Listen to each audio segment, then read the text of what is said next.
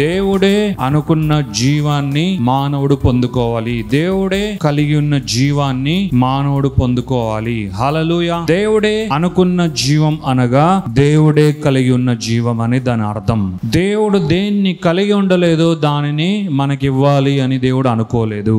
దేవుడు దేన్నైతే కలిగి ఉన్నాడో దాన్నే మనకు ఇవ్వాలని కోరుకుంటున్నాడు. అది అంతా ఇంత కాదు. దేవుని వాక్యంలో మనం గనక చూడగలిగితే అది లైఫ్ ఇన్ అబండెన్స్ అని మనం చూడగలము. సమృద్ధి అయిన జీవాన్ని ఇచ్చుటకే దేవాతి దేవుడు ఈ భూమిని తాకడం జరిగింది. దేవుని వాక్యం సెలవిస్తుంది, నిత్య జీవాన్ని ఇవ్వడానికే దేవుడు ఈ భూమిపైకి అడుగు పెట్టాడు అని సెలవిస్తుంది. Ever lasting life.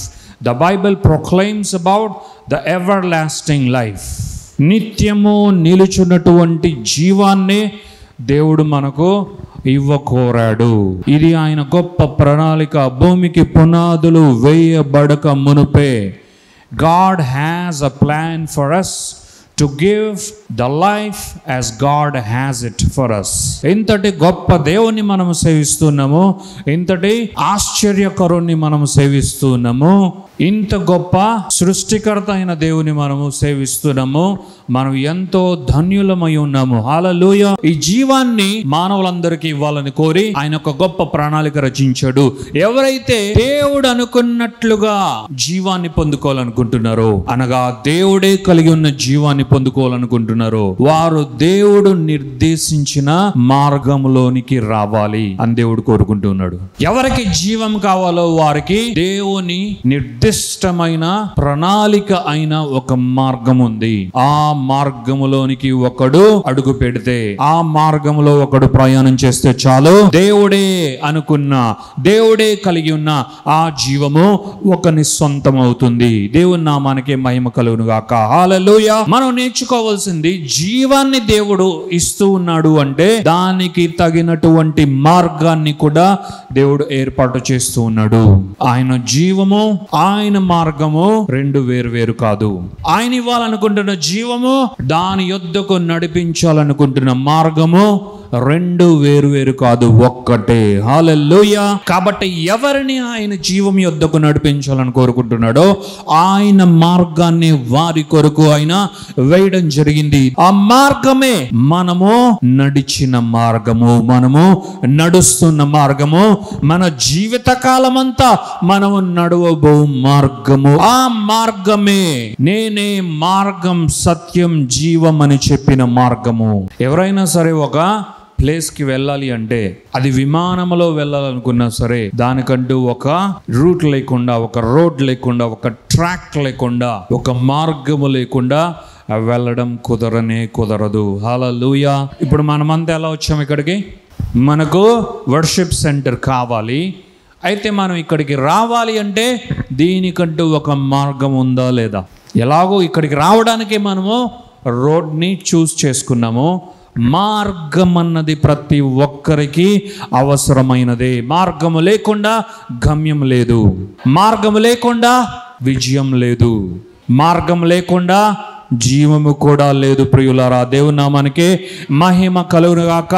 ఆయన దేవుడే తానే ఎంచిన ఒక మార్గాన్ని భూమికి పునాదులు వేయబడక మునుపే మనందరి కొరకు ఆయన ఏర్పరచడం జరిగింది. దేవుని నామానికి మహిమ కలుగును గాక. ఎఫెసీయులకు రాసిన పత్రిక 1వ అధ్యాయము 3, 4, 5 ఏమని ఉంటుంది? భూమికి పునాదులు వేయబడక మునుపే ప్రేమ చేత, కృప చేత తన ప్రియ కుమారుడైన యేసుక్రీస్తునందు మనలందరినీ కూడా ఆయన ఎన్నుకున్నాడు, ఏర్పరచుకున్నాడు. పరిశుద్ధులుగా, నిర్దోషులుగా మనల్ని ఆయన చేయాలని ఇష్టపడ్డాడు. తగిన కాలమందు తన ప్రియుడైన యేసుక్రీస్తునందు తండ్రి అయిన దేవాతి దేవుడు మనలందరినీ స్వీకరించాడు. ఆయన జీవాన్ని, సమృద్ధి అయిన జీవాన్ని, నిత్య జీవాన్ని ఇచ్చుటకు తండ్రి అయిన దేవుడు ముందుగానే ఏర్పరిచిన మార్గాన్ని మనకు ఆయన విప్పడం జరిగింది.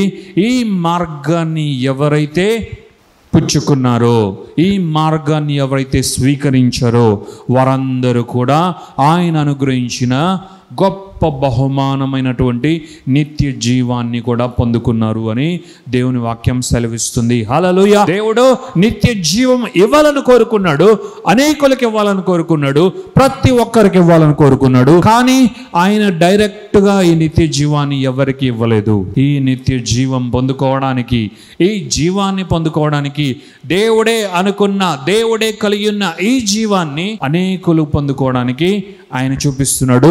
There is the way, the truth, the life. Choose that and you will have this life. నేను ఇస్తాను నా ప్రియమైన బిడ్డలారా, ఈ నిత్య జీవం మీదే. కానీ ఇది మీకు కావాలంటే మీ మార్గం అది. ఇక్కడికి మీరు రావాలంటే మీ రోడ్డు అదే. ఆ రోడ్డు పేరే యేసుక్రీస్తు. హల్లెలూయా. ఆ ఉన్నతమైన ఉత్తమమైన మార్గం పేరే నజరేయుడైన యేసుక్రీస్తు. అందుకే యేసుక్రీస్తు ఈ భూమి మీద ఆయన ఇంపాక్ట్ ని క్రియేట్ చేశాడు. ఈ భూమి పైన ఆయన చేసిన పరిచర్యలో యేసుక్రీస్తు అనేక మందిని పిలిచి, వేలాదిగా లక్షలాదిగా అనేక మందిని ఆయన పిలిచి ఆయన ఎదుట అనేకులను నిలవబెట్టి, యేసుక్రీస్తు నేను మీకు ఒక మార్గాన్ని చూపిస్తా, ఆ మార్గంలో మీరు ప్రయాణం చేయండి, మీరు దేవుని దగ్గరకు చేరుకుంటారు అనలేదు యేసయ్య. ఏమన్నాడు యేసయ్య? ఇప్పటి వరకు మీరు అన్వేషించిన ఆ మార్గములన్నీ ఒక ఎత్తు, ఇప్పటి వరకు మీరు ప్రయాణం చేసిన ఆ దారులన్నీ వేరే. కానీ ఇప్పటి నుండి నేను వచ్చా.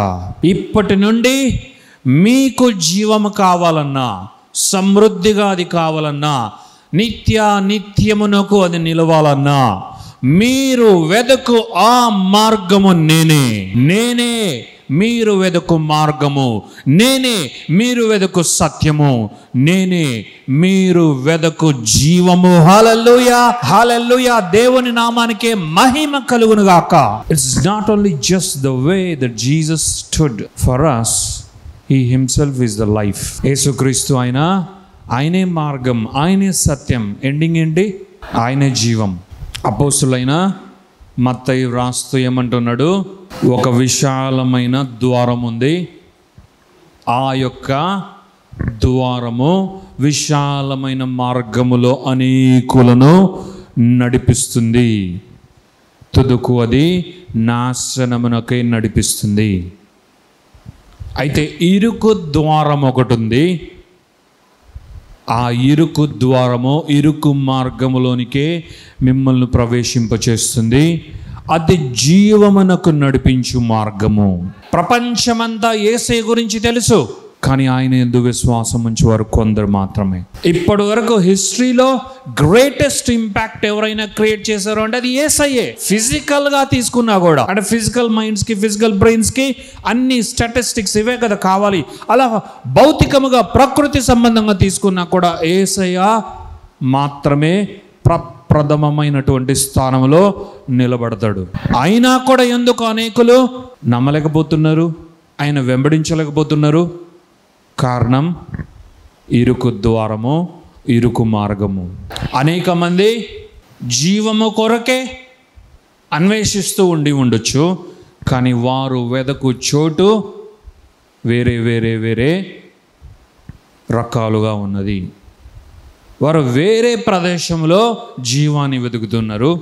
కొంతమంది మార్స్లో వెతకాలనుకుంటున్నారు, కొంతమంది ఈ భూమిపైనే వెతకాలనుకుంటున్నారు, కొంతమంది డబ్బులో వెతకాలనుకుంటున్నారు, కొంతమంది వారు అనుకున్నటువంటి వారి సొంత మార్గములలో ప్రయాణం చేసి జీవాన్ని వెతకాలనుకుంటున్నారు. కాబట్టి ఏ జీవము కొరకైతే వారు ఎంపర్లాడుతూ ఉన్నారో అది వారికి దొరకట్లేదు. ఎందుకు అంటే అది అక్కడ లేదు. కానీ ఇరుకు ద్వారమున ప్రవేశిస్తే, ఇరుకు మార్గములోనే దేవుడు మానవుని కొరకు ఎత్తిపెట్టిన జీవం ఉంది. ఆ ఇరుకు మార్గమే యేసయ్య. బికాస్ యేసుక్రీస్తు నమ్ముకున్న ఎవరు కూడా ఈ భూమి పైన పాపులర్ కాదు. Why the worldly people are so famous? More than that they been so popular. Popular అంటే ఏదో కాదు, సింపుల్గా మనుష్యుల చేత యాక్సెప్టెన్స్ పొందడమే పాపులారిటీ. ఎవరు ఈ లోకంలో ఎక్కువ పాపులారిటీని పొందేవారు? ఎవరు ఎక్కువగా పాపులర్గా ఉంటారు ఈ లోకంలో? లోకంలో ఉన్నవారే. లోకంలో ఉన్న వారే లోకంలో పాపులర్గా ఉంటారు.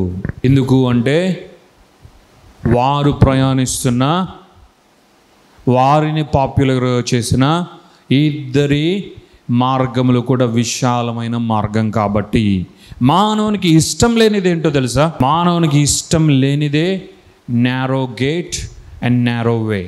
కాబట్టే లోకమంతా మీరు చూస్తే ఈ నారోనెస్ అన్నది ఏదైతే ఉందో దానిని ఇష్టపడరు.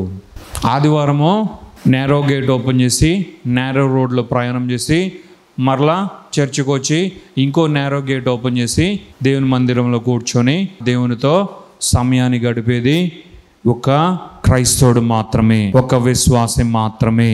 మిగిలిన వారు ఎందుకు ఎలా వచ్చి చేయలేకపోతున్నారు? బికాజ్ వారికి లోకంలోని లోకాశలన్నీ కావాలి, లోకంలో బాగా ఎంజాయ్ చేయాలి, లోకంలో ఎగిరి గంతులు వేయాలి, లోకంలో తమాషా కావాలి, లోకంలో ఉన్న వినోదం అంతా కావాలి. కాబట్టి వారు లోకంలో ఉన్న వాటిలో నిమగ్నం అయిపోయి ఆ లోకాశలతో పట్టబడి వాటిలోనే వారు వర్ధిల్లుతూ వాటిలోనే వారు నశిస్తూ ఉంటారు. కాబట్టి వారు అంత విశాలంగా బ్రతకడానికి ఇష్టపడతారు. కాబట్టి ఈ సంకుచితమైన దేవుని ద్వారములోనికి కానీ దేవుని మార్గంలోనికి కానీ రారు.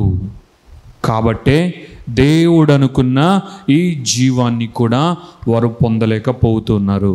అందుకే ఆ రోజుల్లో యేసుక్రీస్తుని వెంబడించిన వారు కూడా అనేక మంది అయ్యా నువ్వు కావాలయ్యా అని ఒకనొక టైంలో ఆయన్ని గట్టిగా తాళ్లతో కట్టేసైనా సరే ఆయన యూదుల రాజులుగా చేయాలని కోరుకున్నారు.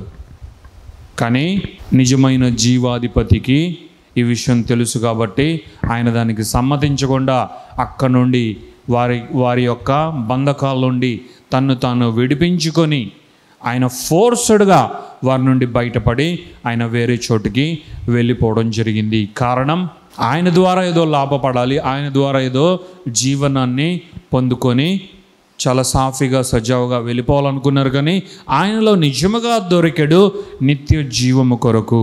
ఆయనలో దొరికే ఆ జీవము కొరకు ఎవరు కూడా ఎదురు చూడట్లేదు. వారి మాటలన్నీ కేవలము ఉత్తుత్తి మాటలే, నిజమైన మాటలు కాదు అని ఆయనకు తెలుసు. కాబట్టి ఆయన అక్కడి నుండి వెళ్ళిపోవడం జరిగింది. దేవుని నామానికే మహిమ ఘనత ప్రభావాలు కలుగును గాక. హల్లెలూయా. ఒక క్రైస్తవుడు మాత్రమే, నిజముగా జీవాధిపతి యందు విశ్వాసం ఉంచిన వాడు మాత్రమే ఇరుకు ద్వారంలోనికి ప్రవేశించడం జరిగింది, ఇరుకు మార్గంలో ప్రయాణించడం జరిగింది.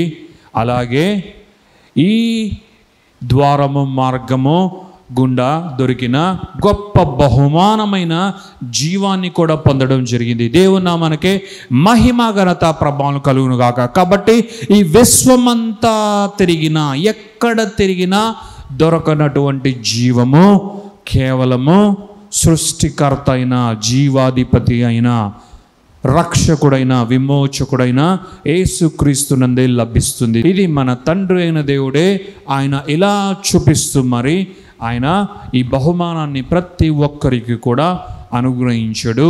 నా జీవం మీకు కావాలి అంటే నా ఒక్కగానొక్క కుమారుడైన యేసుక్రీస్తే మీకు కావాలి. ఆయన మీకు కావాలి అంటే ఆయన యందు మీరు విశ్వాసం ఉంచుడి. అందుకే దేవుని వాక్యాన్ని ఒక్కసారి మనం అన్వేషిద్దాం. మత్తయి సువార్త 7వ అధ్యాయము 13వ వచనం నుండి ఒకసారి చదువుకుందాం. Enter ye in at the straight gate, for wide is the gate and broad is the way that leadeth to destruction, and many there be which go in thereat. ఇరుకు ద్వారమున ప్రవేశించుడి, నాశనమునకు పోవు ద్వారము వెడల్పును, ఆ దారి విశాలమునై ఉన్నది, దాని ద్వారా ప్రవేశించువారు అనేకులు. 14 చూద్దాం. Because straight is the gate and narrow is the way which leadeth unto life, and few there be that find it. జీవమునకు పోవు ద్వారము ఇరుకును, ఆ దారి సంకుచితమునై ఉన్నది, దాని కనుగొను వారు కొందరే. Now we can find here two things. విశాలమైన ద్వారము, విశాలమైన మార్గం ఉంది. అది నాశనానికే నడిపిస్తుంది. అయితే ఇరుకు ద్వారమున ప్రవేశించుడి, విశాల మార్గమున కూడా ప్రవేశించుడి అని వాక్యంలో ఉందా? నష్టాన్ని తీసుకొచ్చే ద్వారం ఒకటి ఉంది, అలాగే ఆ మార్గము వెడల్పుగా ఉంటుంది, విశాలముగా ఉంటుంది. హల్లెలూయా. ఎంత విశాలంగా ఉంటుంది? లోకంలో ఉన్నవన్నీ అందులో ఫిట్ అయ్యేంత విశాలంగా ఉంటాయి. లోకంలో ఉన్నవారు చాలా భక్తి కలిగి ఉంటారా? దేవుని బిడ్డలు చాలా భక్తిగా ఉంటారా? దేవుని బిడ్డలే, అల్టిమేట్గా దేవుని బిడ్డలే. దేవుని బిడ్డలు అంటే నానాక రకాలైన పేర్లు పెట్టుకొని ఇది కూడా దేవుడే అనుకొని మేము కూడా చాలా చేస్తున్నాము, మేము కూడా పూజలు చేస్తున్నాం, మేము కూడా అవి ఇవి చేసి సేవిస్తున్నామని చెప్పుకునే ప్రతిదీ కాదు. దేవుడు అంటే ఒకే ఒక్క దేవుడు. దేవుడు అంటే నిజమైన దేవుడు. దేవుడు అంటే సృష్టికర్త అయిన వాడు, రక్షకుడైన వాడు, విమోచకుడైన వాడు. ఇప్పుడు మనము చెప్పుకుంటున్నట్లుగా తను కలిగి ఉన్న, ఆయనే కలిగి ఉన్న జీవాన్నే మన కొరకు దారపోసిన ఈ దేవుని బిడ్డలైన వారే నిజమైన భక్తి కలిగిన వారు. కానీ చాలామంది విచిత్రం ఏంటంటే, చాలామంది లోకంలో ఉన్న వారిని కూడా చాలా గొప్పగా పొగిడే యొక్క కాలంలో మనం ఉన్నాం. వారు కూడా చాలా భక్తిపరులు, చాలా వైరాగ్యం కలిగిన వారు, అది కలిగిన వారు, ఇది కలిగిన వారు. మరి వాక్యం ఎందుకు ఇలా చెప్తుంది? ఏమని చెప్తుంది వాక్యము? వారి ద్వారము వెడల్పుగా ఉంటుంది. ఇప్పుడు సింపుల్గా నేను ఒకటి చెప్తాను. షూటర్స్ తెలుసా మీకు? షూటర్స్ వారు షూట్ చేసేటప్పుడు వారి యొక్క ఫోకస్ ఎలా ఉండాలి? గన్ ఇలా పెట్టుకొని, స్ట్రైట్గా ఇలా పెట్టుకొని, ఇలా ఇలా ఒక 180 degreesలో ఇట్లా చూసుకుంటూ కాల్ చేస్తారు. ఎంత నేరోగా నీ సైట్ ఉంటుందో అంత బాగా నీవు టార్గెట్ని ఫోకస్ చేయగలవు. Okay, I'm using this word narrow. ఎంత నేరోగా నీ సైట్ ఉంటుందో అంత ఎక్కువ పాయింట్స్ నువ్వు కొట్టే విధంగా నీ టార్గెట్ని నీవు రీచ్ అవ్వగలవు. కాబట్టి లోకంలో ఉన్న వారి భక్తినే కాదు. ఏంటిది? లోకంలో ఉన్న వారి భక్తి కాదు. ఎందుకంటే అది ఆ ద్వారము వెడల్పుగా ఉంది, ఆ యొక్క మార్గము విశాలమైనది. అంటే అందులో కేవలం దుష్టత్వమే ఉంది అని దాని అర్థం. పరిశుద్ధుడైన దేవుణ్ణి సేవించువాడు పరిశుద్ధుడుగా ఉండగలడు, ఉండడానికి ఎక్కువ ఆస్కారం ఉంటుంది. కానీ అపవిత్రమైన దానిని, అపవిత్రమైన హృదయముతో, పాపముతో, దుష్టత్వముతో, చెడుతనముతో తాను అనుకున్న కొన్ని ప్రతిమలను చేసుకొని పూజించు వాని యొక్క భక్తి, వాని హృదయం ఎలా మంచిగా ఉంటుంది? కుదరదు. వాక్యంలో ఏమనుంది? ఒకే మొద్దు నుండి వాడు ఒకదానిని, ఒక ముక్కనేమో విగ్రహముగా చేసుకుంటాడు, ఇంకొక భాగాన్నేమో దాన్ని పీసెస్గా చేసి దానిని వాని వంటకు దానిని వినియోగించుకుంటాడు, దాన్ని కాల్చి వేస్తాడు అని జీవగ్రంథమైన బైబిల్లో తన భక్తుల ద్వారా దేవుడు ఎన్నో వాక్యాలు రాయించాడు. అంటే దాని అర్థం ఏంటి? నీవు చేసుకునేవాడు నీ దేవుడు కాదు, నీ చేతులతో చేసుకున్నది నీ దైవము కాదు. నిన్ను అది ఎలా రక్షిస్తుంది? కనులుండి చూడలేనిది, చెవులుండి వినలేనిది. అంటే వారు తయారు చేసిన ఆ యొక్క పార్ట్స్ ఏవైతే ఉంటాయి అవన్నీ కూడా ఉండి అదేమైనా చేయగలదా? ఏమైనా చేస్తుందా? లేదే. సో వాట్ ఎవర్, ఎవరు ఎన్ని స్టోరీస్ చెప్పినా, ఎన్ని థియాలజీస్ చెప్పినా, మనవారే బుద్ధి లేని వారుగా, జ్ఞానం లేని వారుగా, గ్రహింపు లేని వారుగా మేము దేవుణ్ణి అన్వేషిస్తున్నామని అనేక రకాలైన మార్గాలలో, మనకు మార్గాలు కాదు మార్గం, వారు చాలా మార్గాలలో ప్రయాణం చేస్తూ ఉంటారు బ్రదర్, సిస్టర్.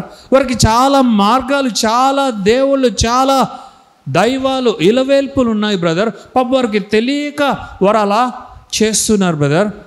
ఇంకా చెప్పాలి అంటే బైబిల్ కన్నా ముందే వారి యొక్క శాస్త్రాలు ఉన్నాయి, ఉపనిషత్తులు ఉన్నాయి, ఏమున్నాయి? వేదాలు ఉన్నాయి, అవి ఇవి ఉన్నాయి అని ఎవరైతే రాంగ్ ప్రెడిక్షన్స్ని, వీరు ఉన్నారా 3,000 సంవత్సరాల ముందు ఈ వేరే ఈ రకరకాలుగా కొంచెము డైవర్ట్ అయిపోయి దేవుని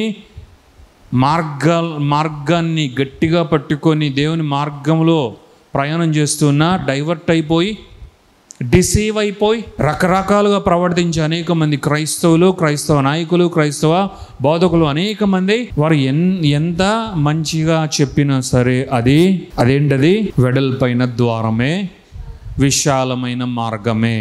ఎన్ని మార్గాలలో వారు ప్రయాణం చేసి ఏం చేసినా కూడా కుదరదు. కాబట్టి ఇట్లాంటి కాక్ అండ్ బుల్ స్టోరీస్ అన్ని విని వంచింపబడకూడదు. ఐ బిలీవ్ ఎప్పటి నుండో ఈ భూమిపైన వ్రాయబడిన వాక్కు, వ్రాయబడిన హిస్టరీ, వ్రాయబడి ఉన్న దైవమునకు సంబంధించిన ఏ వాక్యమైనా అది జీవ గ్రంథమైన బైబిల్కి సంబంధించింది మాత్రమే. అది దేవాతి దేవుడు రచించిన జీవ గ్రంథానికి సంబంధించింది మాత్రమే.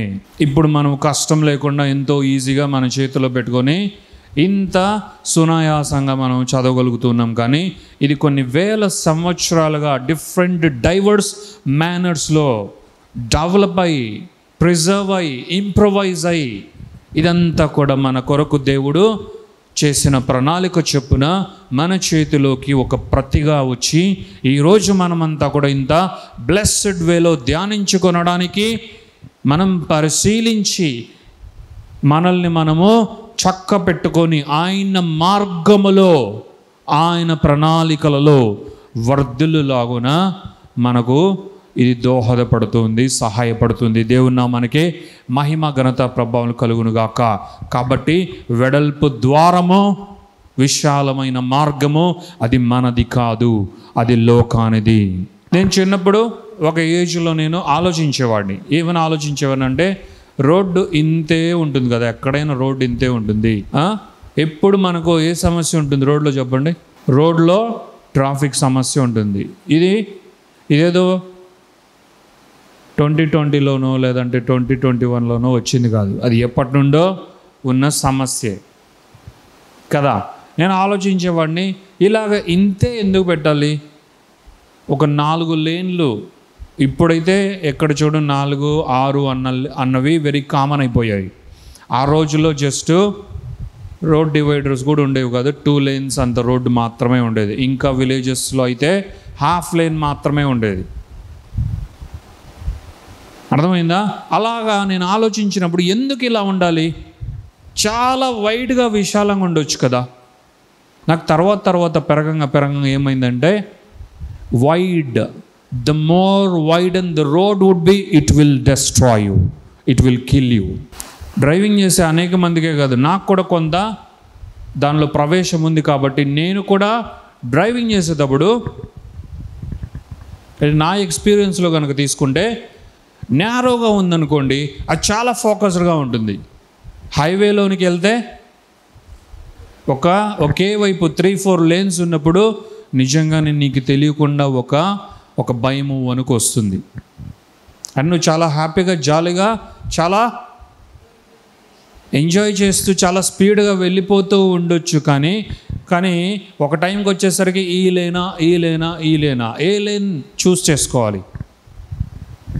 అంటే చాలా ఫోకస్డ్గా, అక్కడ కూడా మనం చాలా ఫోకస్డ్గా నేను ఇందులోనే వెళ్తా, ఆ పక్కకి వెళ్ళను, ఈ పక్కకి వెళ్ళను, ఇందులోనే వెళ్తే తప్ప అందులో చాలా సక్సెస్ఫుల్గా మన డ్రైవ్ని కంప్లీట్ చేయడం అన్నది కుదరదు, కష్టమవుతుంది. అంటే దాని అర్థం ఎంత వైడ్గా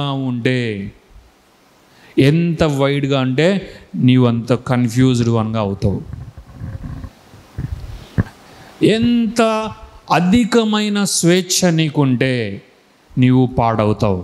ఈ యొక్క లోకంలో, ఈ యొక్క భూమిపైన నిజమైన జీవితాన్ని అనుగ్రహించిన జీవాధిపతి అయిన దేవుడు మాత్రమే నిజమైన స్వాతంత్రాన్ని ఇచ్చినవాడు. అయితే ఈ స్వాతంత్రము ఆయన వైపుగా నడిపించేది కానీ నాశనం వైపుగా నడిపించేది కాదు. నీవు బాగుపడే విధముగా నిన్ను నడిపించేది కానీ నీవు పాడయ్యే విధముగా, నిన్ను నీవు ముక్కలుగా చేసుకునే విధముగా చేసేది కాదు ఈ స్వాతంత్రం. కాబట్టి ఏ మార్గమైతే విశాలముగా ఉంటుందో, ఏ ద్వారమైతే వెడల్పుగా ఉంటుందో, ఇది దేవుడు ఇవ్వడానికి ఆయన ఈ భూమి మీదకి రాలేదు. అందుకే ఆయన అంటున్నాడు, ఏమంటున్నాడు దేవుడు? ఇరుకు ద్వారమున ప్రవేశించుడి. That's a strong statement. ఇది మత్తయి రాసిందే, కానీ చెప్పింది యేసయ్యే. ఏ జీవాన్ని అయితే మనం చేరుకోవాలో ఆ జీవమే మాట్లాడుతూ ఉంది. ఏమని మాట్లాడుతుంది? ఏమనుంది? ఇరుకు ద్వారమున ప్రవేశించండి. ఏ ద్వారము కొరకు మనమైతే వెతుకుతూ ఉన్నామో, అంటే ఇప్పుడు కాదు, ఒకప్పుడు ఏ మార్గము కొరకైతే మనం అన్వేషిస్తున్నామో ఆ మార్గమే మాట్లాడుతుంది, ఆ ద్వారమే మాట్లాడుతుంది, ఆ జీవమే మాట్లాడుతుంది. ఇరుకు ద్వారమే మీకు పర్ఫెక్ట్. మన కొరకు ఏది దేవుడు ఎంపిక చేశాడు, అంతేనా? మన కొరకు దేవుడు ఏది ముందుగానే సిద్ధపరిచాడు అన్నది ఇదే సింపుల్గా సూచిస్తూ ఉంది. యేసుక్రీస్తు అంటున్నాడు, ఇరుకు ద్వారాన్ని మీరు ఎంపిక చేసుకోండి. ఇరుకు ద్వారమే మీకు మిన్నైన ద్వారము, ఇరుకు ద్వారమే మీకు మంచి ద్వారము అని యేసుక్రీస్తు అంటూ, ఇరుకు ద్వారమున ప్రవేశించుడి. 14 వద్దాం. జీవమునకు పోవు ద్వారము ఇరుకును, ఆ దారి సంకుచితమునై ఉన్నది, దాని కనుగొను వారు కొందరే.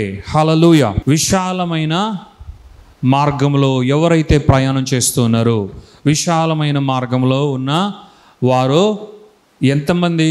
విశాల మార్గంలో ఉన్నవారే ఎక్కువ మంది, ద మెజారిటీ. మరి యేసుక్రీస్తు ఏమంటున్నాడు? ఆయన ఇరుకు ద్వారాన్ని మీరు చూస్ చేసుకోండి, ఇరుకు ద్వారములో మీరు ప్రవేశించి నా మాట వినుడి అని యేసుక్రీస్తు అంటున్నాడు. హల్లెలూయా. It is saying about you choosing the way of God. దేవుని మార్గము ఎలా ఉంటుంది అన్నది దేవుడు ఇక్కడ అభివర్ణిస్తున్నాడు.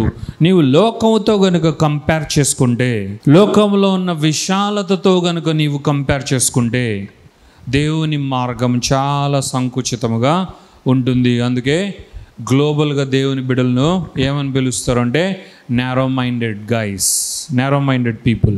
Yes, it is absolutely right according to the Matthew 7:13 and 14. ఇది నిజంగా సత్యమే. మనం ఎవరమో? విశాలమైన మార్గం కాదు మనది. ఇరుకు ద్వారమే, ఇరుకు మార్గమే, రెండిట్లో ఇరుకుంది. కాబట్టి దేవుడు ఫైనల్గా ఏం చెప్తున్నాడు? ఇందులో ప్రవేశించేవారు కొందరే, ఆ కొందరు మనమే. ఈ రోజుల్లో చాలా కామన్ అయిపోయింది. ఎక్కడ మినిస్ట్రీ ఉన్నా, ఎక్కడ చర్చ్ ఉన్నా, ఎక్కడ వర్షిప్ సెంటర్ ఉన్నా గుంపులుగా జనాలుగా వేలాదిగా లక్షలాదిగా అన్నది ఈ రోజుల్లో వెరీ కామన్ అయిపోయింది. కానీ అందులో కూడా నిజమైన విశ్వాసాలు ఎంతమంది? అందులో కూడా నిజముగా రక్షింపబడి విమోచింపబడి ఆయన రాజ్యంలో చేర్చబడిన వారు ఎంతమంది? అది మనకు తెలియదు. ఓకే, బట్ దేవుడే అంటున్నాడు, యేసుక్రీస్తు ఏమంటున్నాడు? ఇరుకు ద్వారమున ప్రవేశించండి. ఇది సంకుచితముగా ఉండొచ్చేమో, కానీ మీరు ఖచ్చితంగా ప్రవేశించాలి. ఎందుకంటే ఈ ఇరుకు ద్వారము, ఈ ఇరుకు మార్గమే జీవమునకు మిమ్మల్ని నడిపిస్తుంది. All we want on this earth is the life of God. ఈ భూమి పైన మనం బ్రతికేదే దేవుని జీవాన్ని పొందుకోవడానికి మాత్రమే. ఆల్రెడీ యేసుక్రీస్తు ఏమన్నాడు? నా సంతోషాన్ని మీకు ఇస్తున్నా, నా సమాధానాన్ని మీకు ఇస్తున్నా, లోకం ఇచ్చినట్లుగా కాదు. అలాగే మరలా దీన్ని కూడా నేను ఇదే విధంగా ట్రాన్స్లేట్ చేసి చెప్పాలనుకుంటున్నా. నా జీవాన్ని నేను మీకు ఇవ్వాలనుకుంటున్నా, లోకం ఇచ్చినట్లుగా కాదు. లోకంలో మీరు సెర్చ్ చేస్తున్నట్లుగా మీరు అనుకున్న ఈ జీవము కాదు, ఇది శాశ్వతమైన జీవం. హల్లెలూయా.